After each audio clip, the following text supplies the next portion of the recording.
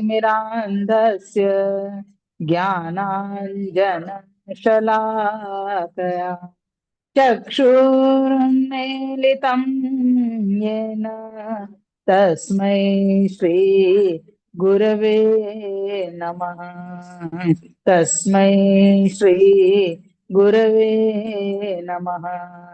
तस्मै श्री गुरवे नमः।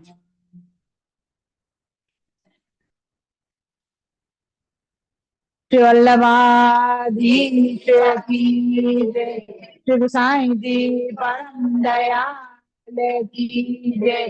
श्याम सुंदर श्री अम्मे महाराज की जय।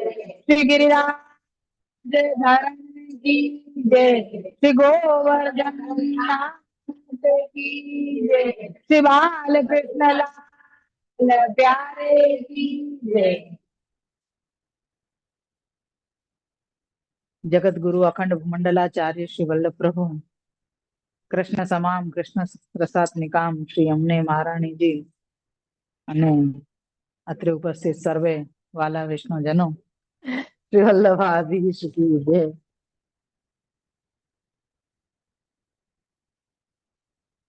84 वैष्णव की जय।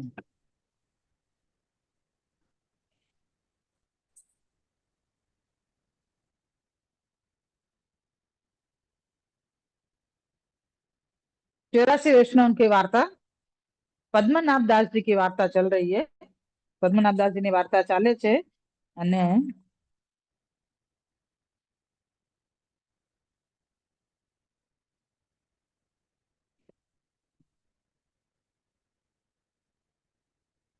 પદ્મનાભ દાસજી ની ચોથી વાર્તા જે ચોથા વૈષ્ણવ જે મહાપ્રભુજીના છે। આગળ આપણે ઘણા બધા પ્રસંગો આમાં જોઈ લીધા, એટલે પ્રસંગ તો 3 જ ગયા છે, પણ એમાં એટલી સૂક્ષ્મતા ભરી વસ્તુ શ્રી મહાપ્રભુજીએ આમાં ગોકુલનાથજી અને શ્રી હરિરાયજી આપણને બતાવી છે। કેવી રીતે આપ શરણે આવ્યા, કઈ રીતે એમને ટેક નિભાવી, નિયમો લીધા, પ્રણ લીધા, ભાગવત સપ્તાહ નહીં કરવી, કથા નહીં કરવી, પછી ભિક્ષાવૃત્તિ પણ નહીં કરીએ, એવા બધી ટેક લીધી અને શ્રી મથુરાનાથજી નો જે પ્રગટ ચમત્કાર એ આપને બતાવ્યો કે 21 ફૂટના આ પ્રગટ થયા હતા અને કીધું કે અમારી સેવા કરો। શ્રી મહાપ્રભુજીને આજ્ઞા કરી ત્યારે શ્રી મહાપ્રભુજી કીધું કે આટલા મોટા સ્વરૂપની સેવા તો આ કલિકાલમાં કોઈ નહીં કરી શકે। આપને જો આપને સેવા કરાવવાની ઈચ્છા હોય તો મારી ગોદમાં બિરાજી શકો એવું આપ સ્વરૂપ બનાવો। ત્યારે પદ્મનાભ દાસજીના દેખતા દેખતા શ્રી મથુરાનાથજી આપ મહાપ્રભુજીના ગોદમાં બિરાજી શકે એવું સુંદર 21 ઇંચનું સ્વરૂપ થયું અને એ પછી શ્રી પદ્મનાભ દાસજીને આજ્ઞા કરી કે આપ સેવા કરે। પછી પદ્મનાભ દાસજીની જે ટેક હતી એના પ્રમાણમાં આગળ પણ આપણે ક્રમ જોયો કે મહાપ્રભુજીએ આજ્ઞા કરી અક્કાજીને પધરાઈ આવવાની, તો અડધી રાતનો સમય હતો ને ત્યાં નાવ ન મળે એવા સમયમાં પહેલે પાર જઈને અને અક્કાજીને પધરાઈ આવ્યા। એનું કારણ કે ત્યાં ઠાકોરજી પધાર્યા, પોતે એક નાના બાળકનું સ્વરૂપ લઈને નાવ લઈને પધાર્યા અને પહેલે પાર પણ ગયા ને ફરી પાછા અક્કાજીને પધરાવીને આવ્યા, ત્યાં સુધી આપ રહ્યા। બધા એમ જ કીધું કે આ ઠાકોરજીને શ્રમ કરાવે, કારણ કે આ સમયમાં પ્રભુ સિવાય બીજું કોઈ ના આવે અને કીધું કે શ્રી મહાપ્રભુજીને વિનંતી કરી કે પદ્મનાભ દાસજીએ ઠાકોરજીને શ્રમ કરાવ્યો છે। ત્યારે શ્રી મહાપ્રભુજીએ આજ્ઞા કરી કે આ અમારી ઈચ્છા હતી, એટલે તમે એવું ના વિચારો કે પ્રભુને શ્રમ થયો છે, આમાં પ્રભુ પણ પ્રસન્ન છે। એનું કારણ હતું કે એ સમય એ શુભ સમય હતો શ્રી ગુસાઈજીના ગર્ભ ધારણ કરવા માટેનો। એના પછી પેલા વેપારીનો આખો પ્રસંગ આવ્યો। વેપારીનો ધન લૂંટાઈ ગયો, શ્રી મહાપ્રભુજીની સાથે સંઘમાં ચાલતા હતા અને એની અંદરની જે 2-3 વખત વસ્તુ જે આપણને આવી ખરેખર બહુ સમજવા જેવી છે કારણ કે એ વેપારી શ્રી મહાપ્રભુજીના સંઘની સાથે ચાલતો હતો. મહાપ્રભુજીને ખ્યાલ નહોતો કે અમારી સાથે આવે છે. એટલે મતલબ કે અમે 15 જણા જઈ રહ્યા છીએ તો મારી સાથે કોઈ પાછળ જોડાઈ ગયું છે, તો એની ઈચ્છાથી જોડાયો છે. વેપારીને એમ કે ભાઈ આ સાથે રહીએ તો કઈ મારી જે ધન છે એ લૂંટાય નહીં.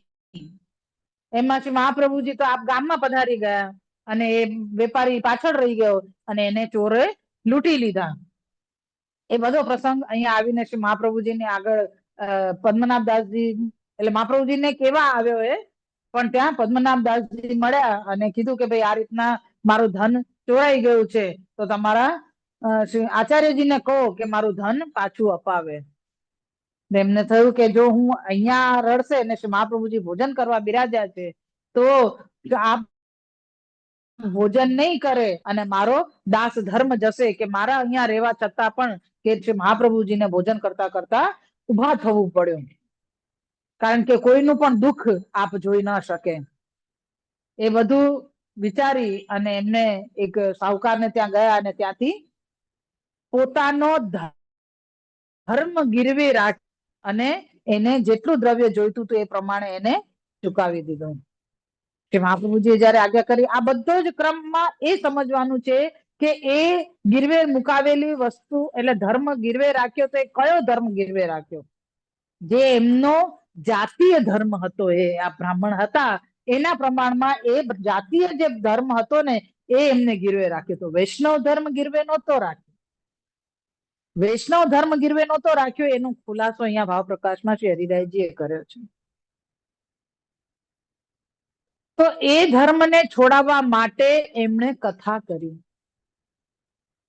જેનો ટેક લીધેલી કે હું હવે કથા નહીં કરું, ત્યારે શ્રી મહાપ્રભુજીએ શું આજ્ઞા કરેલી કે તમે મહાભારત કે રામાયણની કથા તો કરી શકો છો, શ્રીમદ ભાગવતજી ના કરો. તો કે હવે તો નિયમ લીધો એ લીધો.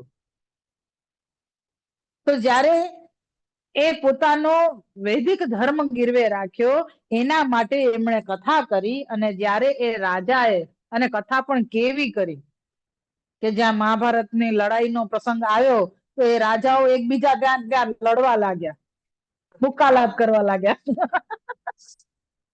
એટલો રસ ઉત્પન્ન થયો એમ. વીર રસ એવો ઉત્પન્ન થયો કે ત્યાં ને ત્યાં રાજાઓ એકબીજા સાથે લડવા લાગ્યા. પછી જયારે એ પ્રસંગ બધો પૂરા થયા મહાભારતની કથા, ત્યારે જયારે દ્રવ્ય આપ્યું એ રાજાએ ખૂબ આપ્યું તો કે ના મારે આટલું જ જોઈએ છે. તેમને જે ધર્મ છોડાવો હતો એના પૂરતું જે દ્રવ્ય લેવાનું હતું એટલું દ્રવ્ય લઈ અને એમને ધર્મ છોડાવ્યો. ત્યારે એ ધર્મ પણ અલૌકિક થયો. હવે તમે એમ વિચાર કરો કે આટલું બધું તો કોણ વિચારે? આજે આપણું સાધારણ જે ધર્મ વૈષ્ણવ ધર્મ છે એ પણ નિભાવવામાં કોઈને તત્પરતા નથી, તો જાતીય ધર્મની તો બહુ દૂરની વાત છે. જે સમર્પણ આપણે કરીએ છીએ સમર્પણનો સાચો અર્થ જ ખબર નથી. એ પ્રકાર અહીંયા ખાસ સમજવાનો આવે છે. હવે પ્રસંગ ચોથો લઈએ. और पद्मनाभ दास के घर बेटी कुंवारी हती, ताके निमित्त एक वर्ष आचार्य जी को सेवक चाहिए હતો. એમને બે દીકરી હતી, એક તુલસા અને બીજી એક નાની છોકરી. એનું નામ આપ્યું નથી આમાં. પદ્મનાભ દાસ કે બેટી તુલસાજી બાલ વિધવા હતા એટલે એ તો ત્યાં ઘરે જ રહેતા, પણ નાની છોકરીના વિવાહ બાકી હતા. તો એ વિચારતા હતા કે વૈષ્ણવ શ્રી આચાર્યજીનો સેવક કોઈ હોય તો એવો શોધીએ છીએ.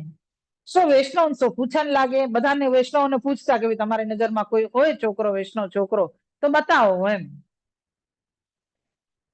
तो वैष्णव ने कहो जो एक वर श्री आचार्य जी को सेवक है, पर ये सनोडिया ब्राह्मण है. હવે આ કનોજિયા બ્રાહ્મણ છે. પદ્મનાભ દાસજી કનોજ ના છે ને, કનોજિયા બ્રાહ્મણ ઊંચા કહેવાય, સનોડિયા બ્રાહ્મણ નીચા કહેવાય. જેમ તમારા પટેલોમાં પણ હોય છે ને, हाँ એવી રીતે. पर ये सनोडिया ब्राह्मण है, तो पद्मनाभ दास को सेवक सुनत ही लोके व्यवहार की तो सुधि नहीं आई. वैष्णव ने कहो जो भलो वैष्णव है या को कन्या दीजिए. तब पद्मनाभ दास ने कहो जो भलो. तब पद्मनाभ दास ने वह वैष्णव को कुमकुम मंगाई तिलक कियो. और कहो जो मैं बेटी तुमको दे चुक्यो। एमने तिलक करीने सगाई नक्की करी दीधी। तब लगन को दिन तुम पूछो ता दिन ब्याह करूं। विवाह सही करी प्रसन्न होई अपने घर आए। तब बड़ी बेटी एक तुलसा आती। सो ब्याह होत ही विधवा भई। लौकिक पति को मुख ना ही देखो। सो श्री मथुरा नाथ जी की सेवा में तत्पर हती। तासो कहो जो अपनी बेटी को विवाह अमु के वैष्णव सो सही करी आयो हूँ। એ તુલસા ઘરે રહેતી હતી, જે બાલ વિધવા હતી ને શ્રી મથુરાનાથજીની ટેલમાં જ રહેતી, પણ એને પોતાના લૌકિક પતિનું મોઢું પણ નહોતું જોયું. તો એને એમ કે છે કે મેં નાની આ છોકરીનો હું વિવાહ નક્કી કરી આવ્યો છું. જો તબ તુલસાને કહ્યો, એટલે બધું કીધું કે ભાઈ આ છોકરો છે ને આને હું નક્કી કરી આવ્યો છું કરીને. ત્યારે तब तुलसा ने कहो जो वह तो सनोडिया ब्राह्मण है और हम तो कनौजिया ब्राह्मण है, तो ऐसे कैसे हुई? આપણે તો ઊંચા છીએ ને આ નીચા એમાં એમાં કેવી રીતે છોકરી અપાય? तब पद्मनाभ दास ने कहो जो अब तो भई सो भई। तब तुलसा ने कही जो सगाई फेरो। तब पद्मनाभ दास ने कही जो छुरी लाओ अंगूठा काटो। जहाँ अंगूठा करी तिलक कियो है, तब तुलसा ने कही जो अंगूठा कैसे काटिए? तब पद्मनाभ दास ने कही जो सगाई कैसे फिरे? अंगूठा कटे तो सगाई फिरे। पाछे पद्मनाभ दास ने विवाह किए करी दीनो। जाति के सब झक मारी रहे। वैष्णव के कहो को ऐसो विश्वास ताते सगाई न फेरी।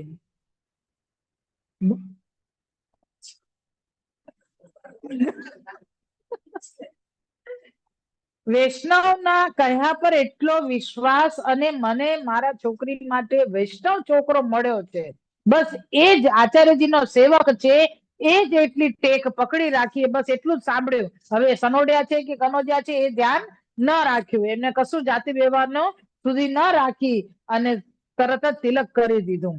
જયારે કીધું પણ તોય કે હવે તો આ સગાઈ ન ફરે.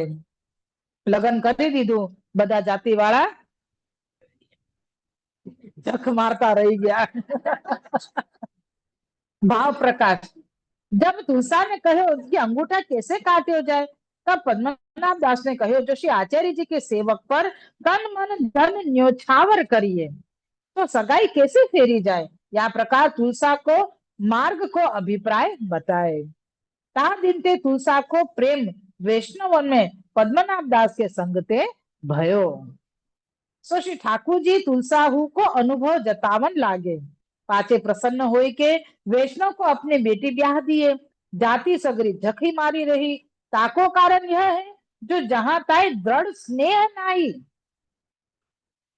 तहां ताई लौकिक वैदिक को डर है। तब संगरी सगरी चिंता मिटी। जब दृढ़ स्नेह प्रभु में भयो, तब सगरी चिंता मिटी।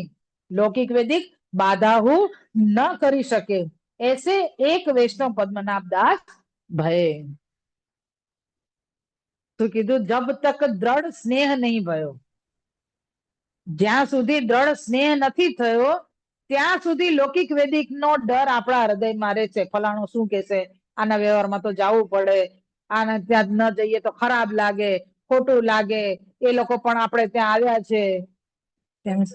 સીડી પર બેસે, હા સીડી પર બેસે ને સાંભળે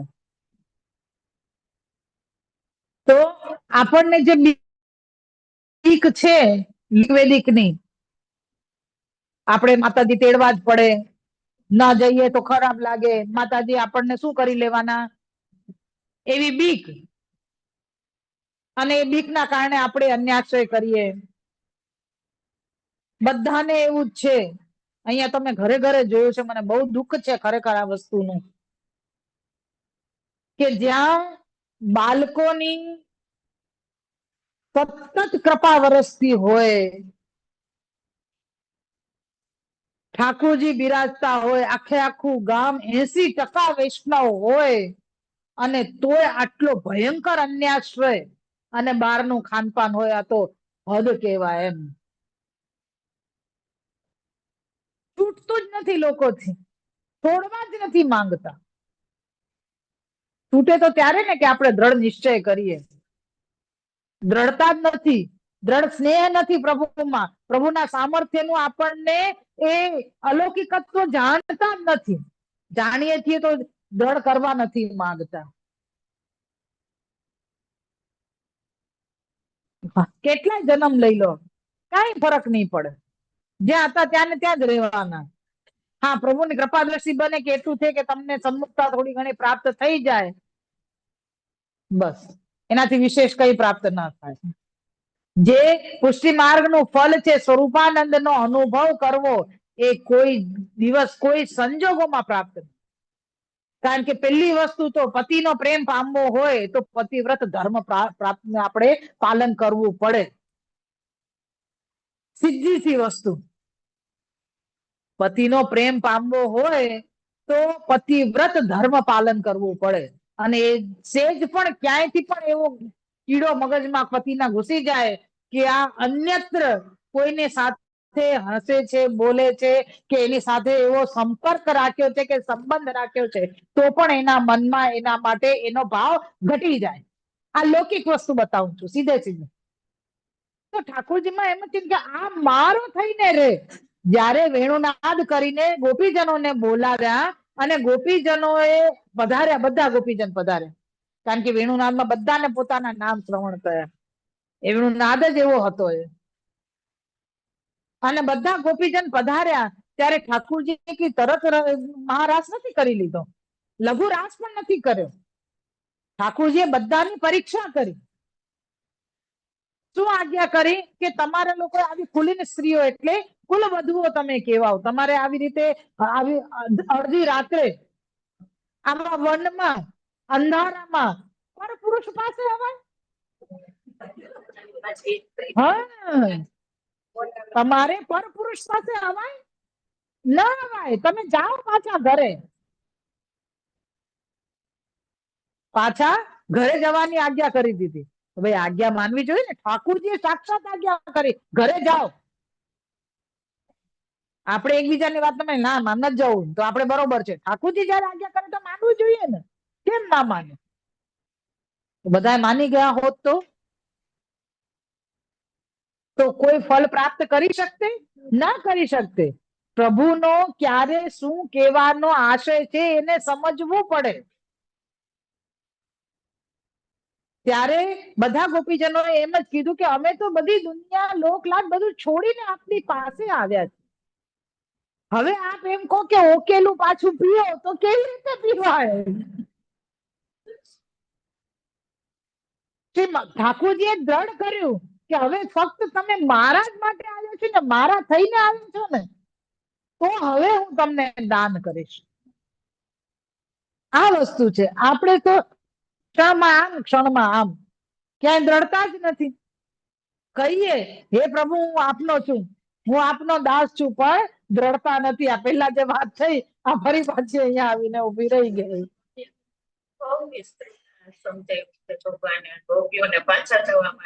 એ તો બહુ મોટું છે. 10 શ્લોકોથી પ્રશ્ન એ આપણે આજ્ઞા કરી છે ને, 10 શ્લોકોથી ગોપીજનોએ જવાબ આપ્યો છે.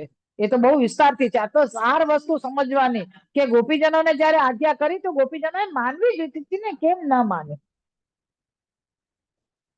સાક્ષાત આજે આપણને ઠાકોરજી એમ કે જાઓ ભાઈ જતા રહો અહીંયાથી, તો આપણે ઊંધી પૂછડીએ ભાગી જ જવાના છીએ.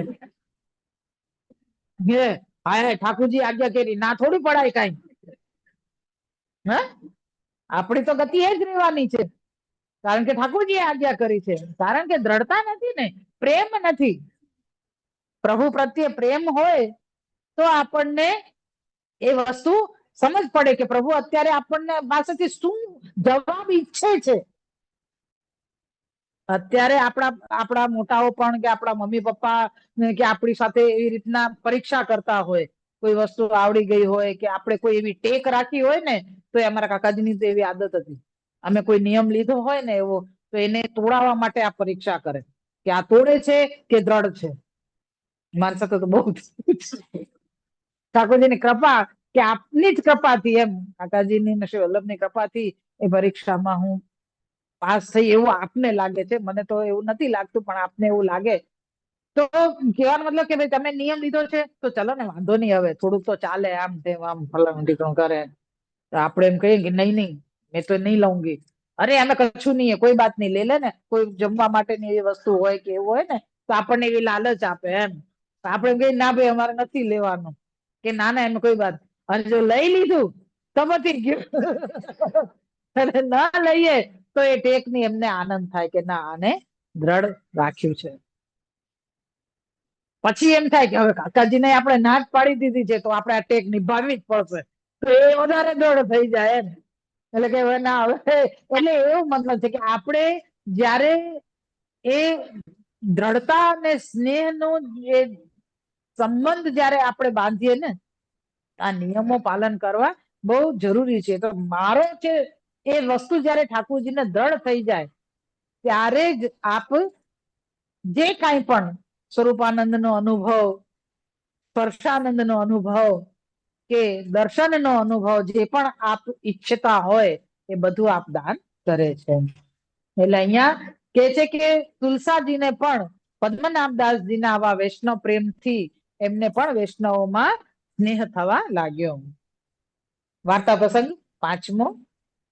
एक क्षत्राणी पद्मनाभ दास के घर नित्य आवती। तब पद्मनाभ दास की बेटी तुलसा ने एक दिन वासो कहो, जो क्षत्राणी तू नित्य क्यों आवत है?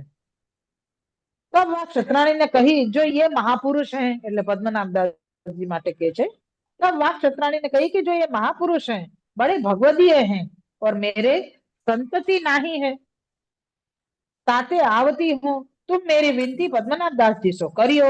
तब एक दिन तुलसा ने पद्मनाभ दास सो कहो, जो या क्षत्राणी के संतति नहीं है, એટલે એને કોઈ સંતાન નથી, ताके लिए तुम सो विनती करत है। तब पद्मनाभ दास ने तुलसा सो कहो, जो जल लाओ। तो तुलसा ने जल आगे लाई धर्यो। तब वह जल लेके चरणोदक करी वह क्षत्राणी को दियो और कहो, जो जा तेरे पुत्र होएगो। ताको नाम मथुरा दास धर्यो। जो पाछे वाके पुत्र भयो ताको नाम मथुरा दास धर्यो। હવે આમાં એક શંકા આવે, પદ્મનાભ દાસજી મોટા ભગવદીય, તો એમણે પોતાનું ચરણોદક શું કામ એને આપ્યું? શ્રી મહાપ્રભુજીનો ચરણોદક, શ્રી ઠાકોરજીનો ચરણામૃત એવું બધું આપવું જોઈએ ને. આ તો પોતાનું મહત્તા બતાવી દીધી ને. એના માટેનો ખુલાસો ભાવ પ્રકાશમાં આપે છે કે આપનો ચરણોદક ક્यों दिए? ભગવદીએ अपनी बड़ाई तो કરાવત નહીં, ભગવદીએ પોતાની વડાઈ કોઈ દિવસ ના કરાવે, તો એમને પોતાનું ચરણોદક શું કામ આપ્યું? ताते श्री ठाकुर जी को चरणोदक दियो होएगो। तो एम के भाई अपनो चरणोदक क्यों दियो? तो भाई એવું ના હોય, ભગવદીએ પોતાની વડાઈ ના કરાવે, તમને ભૂલ થાય છે, તમે ઠાકોરજીનું ચરણોદક આપ્યું હશે. તો કે છે કે ના, પદ્મનાભ દાસજીને વિચારી જો તુચ્છ કામના પુત્રાદિકી હે, એને કઈ ભગવદીય પુત્ર થાય એવી ઈચ્છા નથી રાખી, મને સંતાન થાય એવી ઈચ્છા રાખી હતી ને. तो तुच्छ कामना पुत्रादिकी है, या के लिए श्री ठाकुर जी के चरणोदक को कहा है, श्री ठाकुर जी को श्रम काहे को कराऊं?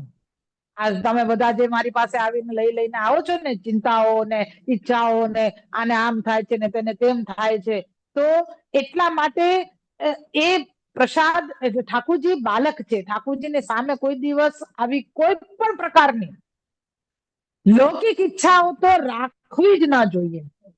આપણા દેહના દંડ છે અને આપણે ભોગવીએ છીએ અને ભોગવીએ જ છૂટકો છે, એ વસ્તુ દ્રઢ કરો.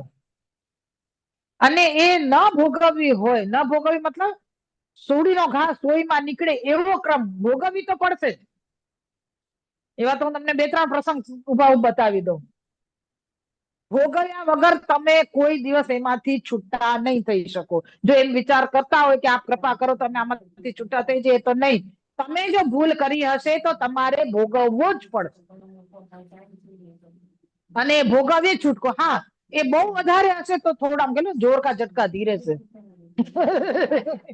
એના જેવું થશે, એના જેવું થશે. પણ એ નીકળી જ જાય, તમે એમ વિચાર કરો કે મને દુઃખ મળે જ નહીં, હું ભૂલ કરી જાઉં ને મને દંડ મળે જ નહીં, તો એ શક્ય જ નથી, કોઈ રીતે શક્ય નથી. એટલે અહીંયા એમ કે છે કે પુત્રાદિકની ઈચ્છા હતી, પણ એ પણ તુચ્છ એટલે લૌકિક ઈચ્છા હતી. એટલે એમાં શ્રી ઠાકોરજીને શ્રમ શું કામ કરાવવું? નહીં કરાવું. तो एमणे पोतेनो ताते अपनो चरणोदक दिए, परंतु पद्मनाभ दास सदा श्री आचार्य जी के स्वरूप में मगन रहत है। तो जल ले श्री आचार्य जी के भाव से दिए, और इनको कछु कामना की बड़ाई की अपेक्षा नहीं है। भगवदीय को आश्रय करे तो सगरो मनोरथ वाको पूर्ण होय। એને બીજા ત્રીજા પાસે ક્ષત્રાણીએ ન જઈને માગ્યું, અને ક્યાં માંગ્યું તો કે ભગવદીય પાસે. અને પદ્મનાભ દાસજી સતત શ્રી મહાપ્રભુજીના આવેશમાં રહેતા, મગન રહેતા, એટલે એમને શ્રી મહાપ્રભુજીનો વિચાર કરી અને આચાર્યજીના ભાવથી આપે એ જલ ચરણોદક એ ક્ષત્રાણીને આપ્યું. પરંતુ यह पुत्र की कहा बात है, ताको क्षत्राणी को पुत्र कामना હતી तो पुत्र दिए, परंतु बाधक नहीं, जो अपने किए को अहंकार नहीं। ता समय जो बुद्धि की प्रेरणा भई तो भगवत इच्छा से कार्य करत है। अपनों की जानत नहीं है। श्री गुसाई जी लिखे हैं, श्री गुसाई जी लिखे हैं, जो बुद्धि प्रेरक कृष्ण से पाद पद्मम प्रसिद्धतु, जो कार्य होते है तेसी ताकि बुद्धि प्रेरक होय करत है, सो कार्य सब कृष्ण ही को जाननो। जो अपनों और को जाने सोई संसार समुद्र में भ्रमत है। आ मैं કર્યું છે એવું જયારે જાણીએ ત્યારે જ આ સંસાર સાગરમાં ભ્રમે છે અને સંસાર સાગરમાં ફર્યા કરે છે। ताते पद्मनाभ दास ने अपनो चरणोदक दियो, परंतु यह भाव नहीं, जो मेरे चरणोदक सो पुत्र होएगो, भगवत इच्छा ते सब होते है, यह सिद्धांत दिखाए। श्री वल्लभाधीश की जय। 5 प्रसंग, 5 वार्ता प्रसंग पूरा થયા। વૈષ્ણવની સાથેનો સ્નેહ, પ્રભુમાં દ્રઢતા, દ્રઢ સ્નેહ અને પ્રભુને લૌકિક ઈચ્છા માટે શ્રમ ન કરાવવો, એ આ 3 વસ્તુ આજે આ 2 પ્રસંગની અંદર આપણને સમજમાં આવી છે। જો વલ્લભના કૃપાથી આપણે ખરેખર બધાને ફરીથી કહું છું કે પોતાની જાતને આમાંથી લૌકિકમાંથી બહાર કાઢો અને અલૌકિક પોતાનું જીવન બનાવો। ઠાકુરજી પુષ્ટ કરાવી સેવા કરો અને એ સેવાની સાથે ગુણગાન કરો, જેનાથી અત્યાર સુધી તો લૌકિક સાચ્યું જ છે ને। તમારી બધાની ઉંમર જોઈને એમ જ લાગે છે કે આખી જિંદગી આ જ કર્યું। હા, હજી પણ એમ જ વિચારે કે ફલાણાને ત્યાં જોવા જવું પડશે, આની ખબર કાઢવા જવું પડશે, નહીં જઈએ તો ખરાબ લાગે। અરે એક વાર ખરાબ લાગશે, બીજી વાર કોઈ પૂછવા નહીં આવે। ખરાબ લાગે તો ભલે લાગતું, પણ એ આપણે ભગવત કાર્યમાં વ્યસ્ત હોઈએ તોની વાત છે। જાણી જોઈને ના, મને જે ના પાડી છે એટલે હું તો નહીં જાઉં, તો પછી બધા આવીને દંડા મારશે કે એટલે મને જે ના પાડી છે તો જે દંડા મારવા આવશે વાચા કરે। તમે ભગવત કાર્ય છે, મહાપ્રભુજી પણ આજ્ઞા કરે છે, લૌકિક વિધિ ક્યારે છોડવું, જ્યારે તમે દ્રઢ પ્રભુમાં હોય। એટલે કહું છું કે તમે સેવા ગુણગાન કરશો ને તો તમને આપોઆપ ત્યાં જવાની ઈચ્છા જ નહીં થાય। તમને એમ જ લાગશે કે આ બધું શું નકામું કામ કરવું પડે છે। ધીરે ધીરે ધીરે જ્યાં મન ના હોય ને એ કામ આપોઆપ છૂટી જાય, પણ એના માટે પેલા મન ક્યાંક તો લગાવવું પડશે। ઠાકુરજીના સન્મુખતામાં કે ઠાકુરજીની સેવામાં કે ઠાકુરજીને ગુણગાનમાં તલ ભર પણ આપણે દૂર ન રહીએ, એવું તલનું મહાત્મ્ય। તલ કેટલું હોય? આટલો દાણો, એટલો પણ ઠાકોરજીથી આપણે દૂર ન થઈએ, એ તલનું મહાત્મ્ય। ભાવનાઓ છે આ બધી પુષ્ટિ માર્ગની। બીજું એક હમણાં જ બાલકથી સાંભળ્યું, મોટાઓથી સાંભળેલું, ઠાકોરજીની સેવામાં આપણને તલભર પણ ભાવ આવે તો એ પ્રભુ આપણો ભાવ સ્વીકાર કરે છે। કેટલી કૃપા, ક્યાં આ જીવ ને ક્યાં પ્રભુ। એમ છતાં આપની કૃપાને કોઈની સાથે સરખાવી જ ના શકે. આપણે આખા દિવસમાં પ્રભુને હૃદયથી ક્યાં યાદ કરતા હોય? મને તો નથી લાગતું કે કોઈ દિવસ. હા, ક્રિયાવત ધડામ ધડું આમ કરવું, આમ કરવું, આમ કરવું, ફટાફટ આ કરી લેવાનું, સતત મગજની અંદર એમ ચાલતું હોય. પણ હૃદયથી કે આ પ્રભુએ અંગીકાર કર્યું હશે? હા, પ્રભુ માટે કરીએ છીએ, કારણ કે આપણની પરિપાટી છે. પેલું કે ને કે જન્મથી આપણને આ વસ્તુ મળેલી છે અને આપણે કરવાની છે ને આપણે કરીએ છીએ. આપણે એ રટન મનમાં રાખ્યું પણ ક્રિયામાં ના લીધું, ક્રિયામાં એનો ઉપયોગ ના કર્યો કે ભાઈ ચાલો આપણને આ શીખવા. આપણે એમ કહીએ કે હે પ્રભુ, હું આપનો દાસ છું, મારું સર્વસ્વ આપનું છે. તો ઠાકુરજીને આપણે વિનંતી કરીએ કે મારું સર્વસ્વ જે કઈ પણ છે આપનું જ છે. મેં તો સર્વ સમર્પણ કરી દીધું. પણ જો પ્રભુ એમ કહી દે અત્યારે કે આ બધું મારું છે, તારે નથી વાપરવાનું, તો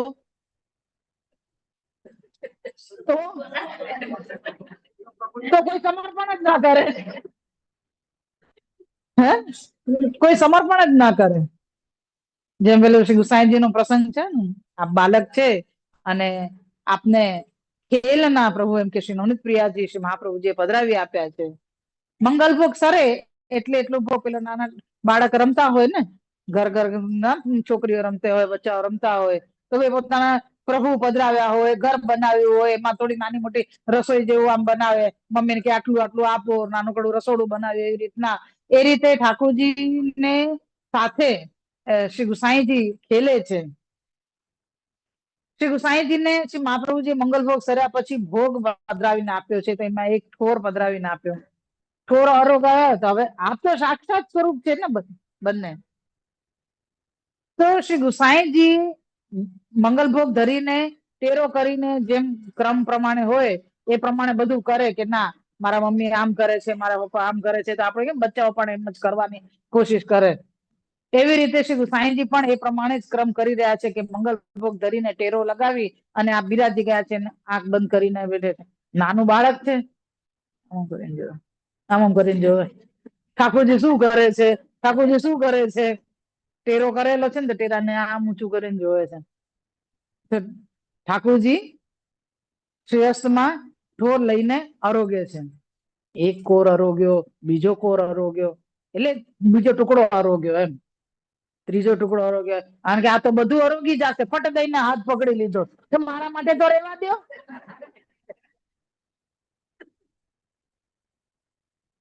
એ બાળક બુદ્ધિ કે ભાઈ આપ આરોગ્ય છે તો એ વસ્તુ કોઈ દિવસ ઘટતી નથી. તો ત્યાં તો શ્રી નવનીત પ્રિયાજી કે નહીં, હું આરોગી જઈશ, તો કે ના, મારા માટે રહેવા દો. બંને જણા ઝઘડો કરે છે, છે તો એક જ સ્વરૂપ. બંને જણા એક ઠોરના ટૂંક માટે ઝઘડો કરે છે. શ્રી મહાપ્રભુજી જોવે છે, અરે આ શું છે? શ્રી ગુસાઈજીને સમજાવે છે કે પ્રભુ સાથે આવું ન કરાય અને આજ્ઞા આપે છે ભીતરિયાને કે કાલથી આપને એક નહીં પણ બે ઠોર આપજો ભોગમાં. તે એક આપ નવનીત પ્રિયાજી આરોગે અને એક પ્રસાદ રૂપે રહે. કહેવાનું કે આપણે જે જીવનમાં સમર્પણ કરીએ છીએ ત્યારે કે પ્રભુનો શ્રેયસ્ત લાગે છે, તો એ કોઈ દિવસ ઘટતું નથી. કારણ કે આપના શ્રેયસ્તમાં પદ્મનું ચિહ્ન છે, અને પદ્મનો મતલબ અખંડ વસ્તુ. કે આપનો શ્રેયસ્ત લાગ્યો એટલે એ વસ્તુ કોઈ દિવસ ઘટે નહીં.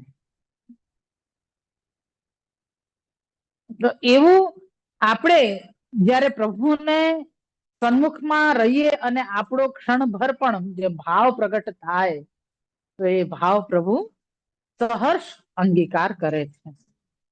એ આજના તિલવા 11 એ મહાત્મ્ય કે આપણે આજના દિવસમાં તો તલભર ભાવ પ્રગટ કર્યો કે નહીં કર્યો, એ વિચારવાનું. શ્રી વલ્લભાધીશ કી જય.